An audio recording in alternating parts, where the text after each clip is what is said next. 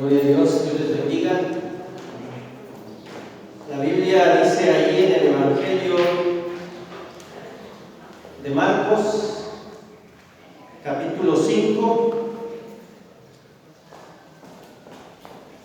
versículos 1 al 3. Vinieron al otro lado del mar, a la región de los Gadarenos, y cuando salió él de la barca, enseguida vino a su encuentro de los sepulcros un hombre con un espíritu inmundo, que tenía su morada en los sepulcros y nadie podía atarle ni aún con cadenas. En el versículo anterior, o en el pasaje capítulo anterior, que es el 4, verso 35, dice que aquel día, cuando llegó la noche, les dijo: pasemos al otro lado. Esto nos da un panorama de más o menos la hora o el momento del día en que habían pasado al otro lado. ¿Qué nos dice el versículo 35 del capítulo 4? ¿O qué era más o menos? En la noche. Yo quiero que usted se imagine toda esta escena y esta narrativa de la Biblia, ¿verdad? Porque los detalles nos dicen mucho y resalta aún más de lo que ya es la palabra de Dios, resalta más la figura de nuestro Señor, nuestro Maestro, nuestro Rey, nuestro Salvador. El sermón que hoy vamos a iniciar otra vez consta de 3 partes, así que hoy no terminaremos. El pasaje de Marcos 5 del 1 al 20 lo vamos a ver en 3 partes. Hoy, para que usted lea con calma, después, al ratito, o en el devocional de la noche, lea los primeros 13 versículos. Del 5, del 1 al 13, ese será la base de la introducción o del inicio del sermón de este día. Un sermón que es sobre los milagros de Jesús en la narrativa de Marcos, y que es muy interesante porque Marcos es uno de los evangelios muy dinámicos. De hecho, es el evangelio más corto, tiene 16 capítulos, pero es muy dinámico, y una de las características que tiene este evangelio es que pone énfasis mucho en los milagros de Jesús. La audiencia a la que él escribe, los lectores a quien va dirigido el evangelio, eran de corte gentil. Varios comentaristas dicen que era más sobre la cultura latina, romana. Como dicen que Mateo, su audiencia es judía, Juan, pues que es más universal y filosófico, teológico más bien, diría yo, y Lucas más hacia el griego, y que Marcos que exalta a Jesús el hombre, pero el hombre porque muchos hablaban de la divinidad de Jesús en los tiempos post, ¿verdad?, del ministerio terrenal de Jesús. Empezaron a levantarse grupos, o surgieron grupos, o se mezclaron grupos en el cristianismo, filosóficos, como los gnósticos, y ellos aludían, afirmaban, predicaban, enseñaban que Jesús no había venido en carne. Por eso Juan, en su evangelio y en sus epístolas, en sus cartas, pues trata ese tema, ¿no?, con ellos. Pero Marcos pone de relieve que la encarnación de Jesús, pero siendo hombre, siendo el Mesías encarnado, y que algunos no creían en él porque sí van al extremo diciendo: bueno, si fue hombre, pues ¿por qué creer en él si no tenía ninguna otra característica? Y por eso es que él pone énfasis en los milagros realizados por Jesús. Ustedes van a ver ahí que antes ¿verdad? Viene una serie de milagros posterior a la parábola que él cuenta, y después viene otra serie de milagros con Jairo, con su hija, con la mujer que una vez predicamos sobre la mujer enferma de flujo, ¿verdad? De la hemorroína que decíamos, y viene una serie de milagros. Y aquí vemos una de las milagros, portentos de nuestro Maestro, nuestro Señor, pero que para el entorno y el trasfondo cultural era algo común y una creencia muy generalizada en la gente, en el pueblo temeroso, en el pueblo oprimido, en el pueblo rechazado. Porque desde antaño, aunque la mayoría de la gente, sobre todo en la parte norte de esa provincia, de Siria, de Palestina, vivía la gente de menos recursos. En la parte sur, sobre todo en la Judea, había una clase más opulenta, no todos, la mayoría del pueblo pues vivía en pobreza, como suele suceder, ¿verdad?, en nuestros días. Pero en la Judea había más educación, el sacerdocio gobernaba sus aldeas ricas, prósperas, sus terrenos, y que tenían gente, ¿verdad?, a su servicio. Pero muchos de ellos, sobre todo la gente que era rechazada, pues vivía lejos de la Judea. Y había regiones que eran mayoritariamente gentiles, griegas, romanas, persas y de varias partes. Y esta región, esta zona del noreste de la Palestina, se llamaba Decápolis, o 10 ciudades de corte griego. Y los judíos comerciaban, pues todos los que eran ricos comerciaban con aquella región y muchos más, pero no les gustaba habitar entre ellos, otros lo tenían que hacer por necesidad. Entonces era como una región rechazada, y no solamente era una región rechazada en el aspecto religioso, pero bien que muchas veces se le benefician con lo económico, ¿verdad? Suele suceder. Y en esa región, pues había pobreza también, había gente con necesidad. Pero lo que resalta Marcos aquí, y que vamos a ver su conclusión en 2 domingos más, lo que resalta Marcos aquí es, entre otras cosas, el poder de Jesús. Y aunado a ese poder de Jesús, haciendo milagros y portentos que para muchos era complicado y difícil, porque alguien podría decir, bueno, había muchos curanderos, taumaturgos, que se la pasaban dando pócimas, sanando gente, etc. Había muchos también, incluso pues fraudulentos, ¿no? Y usando artimañas. Dice, bueno, cualquiera puede hacer eso. Pero en la creencia de la gente, en la filosofía, en la cosmovisión, era mucho más difícil y más complicado los exorcismos, que también había. Y de hecho, aquí en el pasaje que vemos, comienza la narrativa del capítulo 5 del Evangelio de Marcos como una narrativa de un exorcismo, algo muy común, algo que la gente escuchaba, veía, ¿verdad? Y los conjuros que se relatan aquí, etcétera, era parte de la cultura pagana y sobre todo aquellos lugares.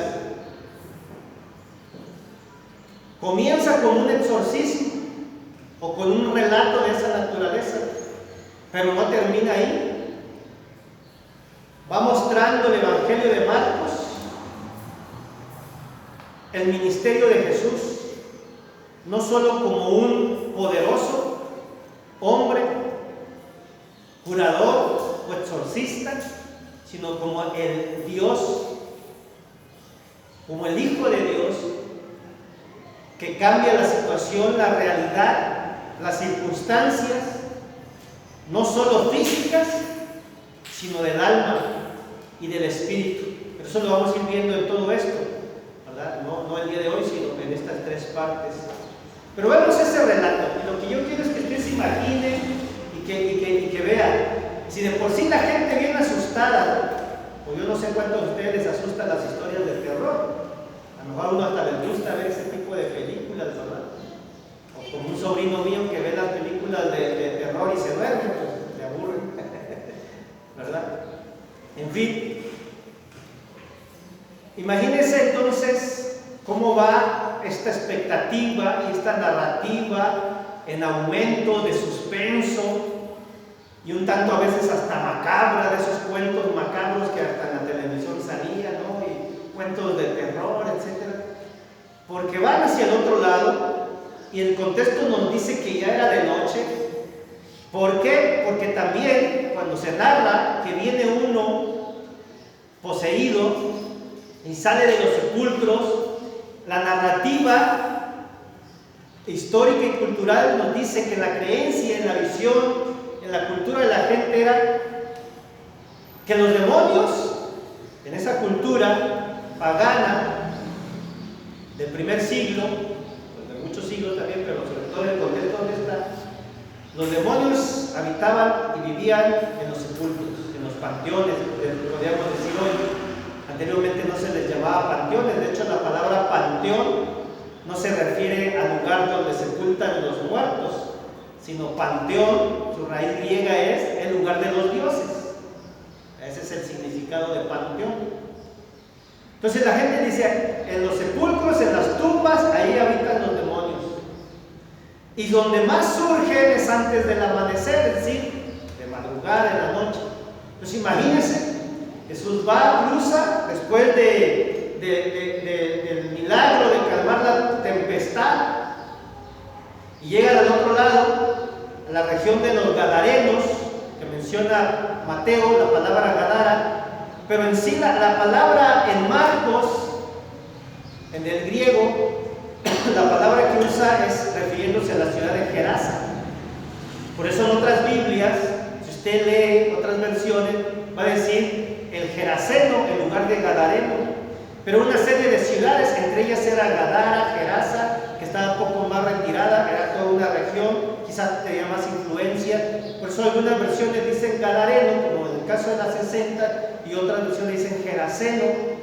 Era en esa región del otro lado del mar de Galilea, que a lo largo tenía 20 kilómetros y a lo ancho 11 kilómetros, y de la región de donde estaba más o menos cruzaron como 8 kilómetros Jesús de donde había estado hacia acá de noche. Pero dice que cuando desembarcan inmediatamente el relato, la narrativa que viene es que viene uno, dice que tenía un espíritu inmundo, o sea, estaba poseído, era poseso por un espíritu inmundo, por un demonio, y viene y se arrodilla, dice la escritura enseguida, delante de él y le reclama, le dice, ¿verdad? ¿Qué tienes tú con nosotros o conmigo? Le dice el demonio. Jesús, el Hijo del Dios Altísimo, ¿qué tienes conmigo? Te conjuro por Dios que no me atormentes. Y toda esta narrativa y palabras usadas en este relato tienen que ver con la narrativa de aquel entonces, que era común. Los conjuros, esas palabras de ato y de desato, vienen desde allá, desde entonces. Un conjuro es una maldición. Un conjuro es decir, hago esto para protegerme.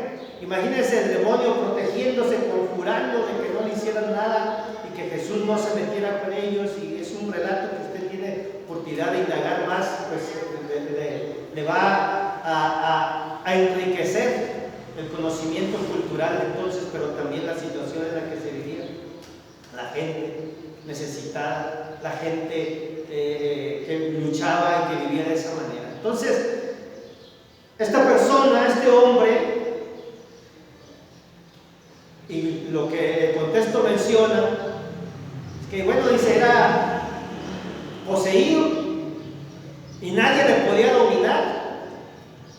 Y si cuando pudieron o llegaron a tarde, desmenuzaba las cadenas y los grillos, dice, con que le ataban.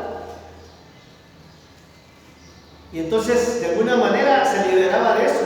Pero qué curioso, estaba libre de esas cadenas, pero atado. En realidad, Su alma no era libre, su ser no era libre, estaba atado. Y en esas historias de terror, en sepulcros, endemoniado, de noche, imagínense los discípulos que acompañaban a Jesús. ¿Qué hubiera hecho usted ante esa creencia popular y el miedo que había? Y más que en la cultura judía, religiosamente hablando, los más despreciados después de los oficios impuros como pastorado, como, o sea, el ser pastores, como los que curtían pieles y otro tipo de oficios que los hacían impuros, que para poder participar de la sinagoga tenían que purificarse. Y en esos grados, estratos sociales, donde uno de los más abajos era la mujer, ¿verdad? Y el rechazo hacia ellos, y más si eran rameras, prostitutas, pero también había otra serie de personas que por su condición económica y social eran rechazados de su propia sociedad, de su propia sangre, de sus propias familias. Y entre ellos estaban los bastardos, es decir, los hijos, hijas de padres desconocidos. Y de hecho eran rechazados, que llegaron, cuentan historiadores, que llegaban a formar comunidades fuera de su entorno, como huérfanos. Pero de los más abajo estratos, como en las castas en la India, que están las castas ricas, poderosas, y cada uno tiene su estrato, su círculo, y donde no entra nadie más, sino solo ellos. Y llegan en las castas en la India, que la última, la de más abajo, según mencionan los que conocen, los historiadores y toda la gente que estudia, los misioneros que están por allá, que la tribu o la casta más baja, rechazada, oprimida, es los Dalit. Estoy hablando de la India. Que nadie se atreve a limpiar las calles o a meterse en las alcantarillas para desfogarlas, para limpiarlas. Como aquí pues usan máquinas y ya, ¿cómo se llama? Limpian las alcantarillas, ¿no? Allá la gente se mete en las alcantarillas. Y los únicos a los que lo pueden hacer y deben hacer son los Dalit. No tienen derecho a la educación, no tienen derecho a ningún servicio social ni prestación de nada. Pues en la cultura judía, de los más rechazados, si vamos a decir, de los más abajo, si fueran los Dalit, eran los endemoniados. Imagínense, van hacia abajo, hacia abajo, hacia abajo, hacia abajo. Me acordé de la caricatura del pececito Oscar, no sé cómo se llama esa, donde le hace la voz Will Smith, que salen ballenas y pececitos. Cuando el pez que es su patrón le dice: tú estás abajo después de esto, después de esto, después de esto, de este pez, y después de la popó de ballena estás tú, le dice. Pues así eran esos estratos sociales. Y los a más abajo eran los endemoniados. Pues imagínense el cuadro. No sé si hubo repugnancia, miedo en los discípulos, pero lo que sí que era un cuadro muy difícil, muy complicado. Y así lo presenta Marcos. Una escena difícil, macabra, complicada para cualquier ser humano que se enfrente a esa situación. Hubiera salido derrotado, hubiera salido corriendo. Pero lo que viene a continuación muestra, en los pasajes siguientes muestra por qué Marcos presenta este relato dentro de su evangelio, igual que lo hace Mateo y lo hace Lucas. Pero cómo lo resalta, ¿verdad? Y lo complicado más aún todavía, en esa cosmovisión, a lo mejor para nosotros solamente es una historia de un milagro, de una curación. Como les digo, comienza la narrativa con un exorcismo, pero va al punto de que el exorcismo se convierte en curación, en ese milagro de Dios, en ese milagro de Jesús, que va en ese aumento para mostrar el poder de Jesús, la liberación de un hombre, pero también la comisión de parte de Jesús de ese hombre.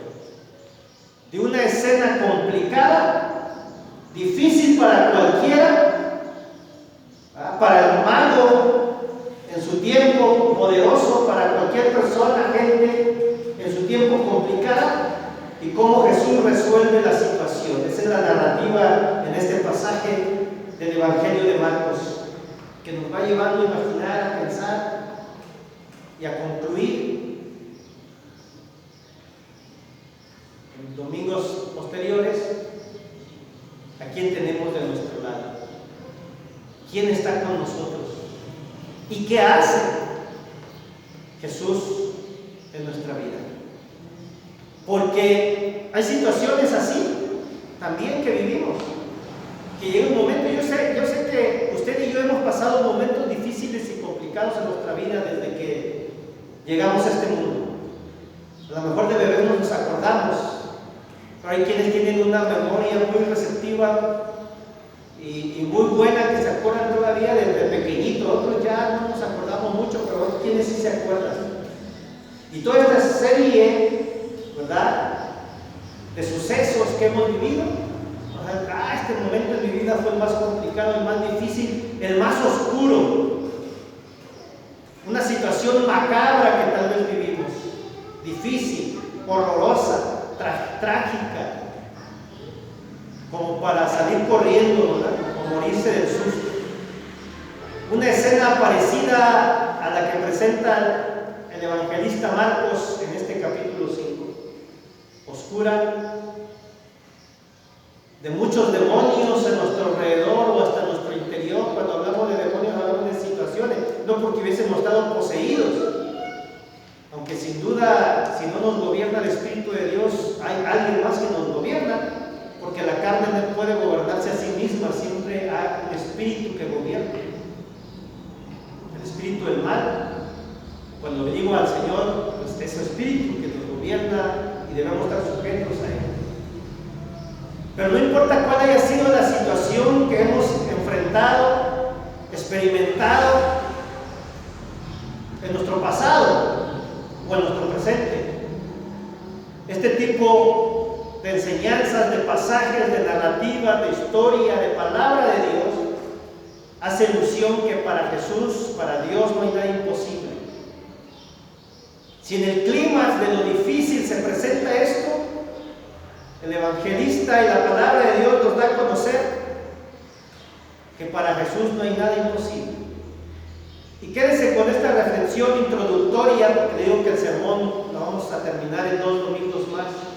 Pero esta primera parte de la narrativa del personaje del hombre endemoniado que termina siendo liberado y que 2,000 puerquitos por lo menos se fueron al peñasco y ahí murieron. Y algunos dicen, pues qué malo que tuvieron que morir animales. Pues de hecho el Señor lo dio para alimento, ¿verdad? Para alimento. Y bueno, hay que comérnoslos. Pues es que ahí, pues como se mataron muchos animales, hay los ecologistas ahí quejándose, ¿verdad?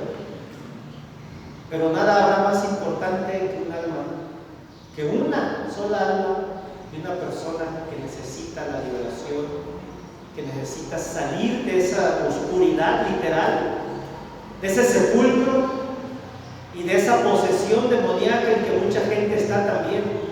Y no porque eche espumarajo, sino porque ande revolcándose, y no porque ande hablando raro, o como en las películas colgándose de las paredes, no por eso, sino porque está poseída y entonces lo lleva a hacer el mal, a dañar a los infantes, a violentar a las mujeres, a cometer actos vandálicos, etc. Esa también es posesión. Pero Dios, por Jesús, nuestro Rey, libera de todo ello. Y en esta narrativa lo vemos. Así es que váyase con esto, todavía no terminamos, pero váyase que no importa la situación más oscura en la que podamos enfrentar nuestra vida, ya hemos enfrentado, Jesús tiene poder, es poderoso, tiene la respuesta y siempre en Él hay liberación. Amén. Vamos a orar.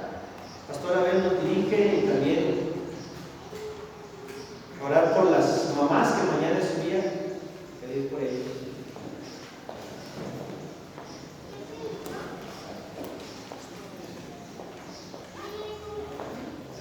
Dios bueno y misericordioso, Señor, nos acercamos ante tu majestad divina, oh Padre, para darte las gracias, Señor, porque sabemos que tú, oh Dios, con tu infinito poder nos liberas, Señor celestial, de toda situación, Señor, de toda enfermedad, de todo problema, de necesidades, Señor celestial, pues tú has tomado en tus manos, Señor, nuestras vidas, puesto que las hemos depositado, Dios, te las hemos entregado, Señor, y tú gobiernas sobre ellas para el eterno. Y pedimos, oh Dios, que si hay algo aún que no hemos puesto a tus pies, Señor, tú en este momento de otoño, para que nuestras vidas, Señor, sean dirigidas totalmente por ti. Padre, te pedimos, oh Dios, en este día por nuestras hermanas, Señor, que les has concedido el privilegio de ser madres. Señor, que tu bendición, Señor, en este día, Señor, repose sobre sus vidas. Padre eterno, para que tú, oh Dios, les sigas fortaleciendo, les sigas ayudando. Señor, algunas, Señor, ya han pasado gran tiempo, Señor, con sus hijos. Algunas ya están con sus nietos, Señor celestial, ahora cuidándoles. Padre, pero seguimos, oh Dios, pidiendo por ellas para que tú les sigas ayudando, Señor. Cada día, Señor, se complica más la situación de educar, Señor, a la familia. Ahora, Señor, vemos ya muchas diferencias, Señor, a lo que vivimos nosotros cuando éramos niños. Pero, Padre, pedimos, oh Dios, que tú, Señor, des sabiduría, Señor, a las nuevas mamás, Señor, y que la familia, Señor, pueda ser restaurada, pueda ser rescatada, Señor, por ti. Señor, ponemos a cada familia en tus manos, oh Padre querido, para que tu bendición, Señor, repose sobre cada una. Señor, bendice tu iglesia entera. Bendice, Señor, a los adultos mayores, bendice a los jóvenes, a los niños. Señor, y todos y cada uno nos ponemos en tus manos. Señor, ponemos en tus manos a la familia pastoral, a nuestra hermana Pati, Señor, con sus hijos allá en Monterrey, a nuestra pastora aquí. Señor, ahora separado por la distancia. Señor, pero que pronto, Señor, podrán unirse de nuevo. Padre, pedimos por ellos, Señor, sabemos que han puesto sus vidas en tus manos y tú dirigirás, Señor, todo conforme a tu voluntad. Señor, estamos todos en tus manos y rogamos bendición para cada uno. En el nombre poderoso de Jesús. Amén.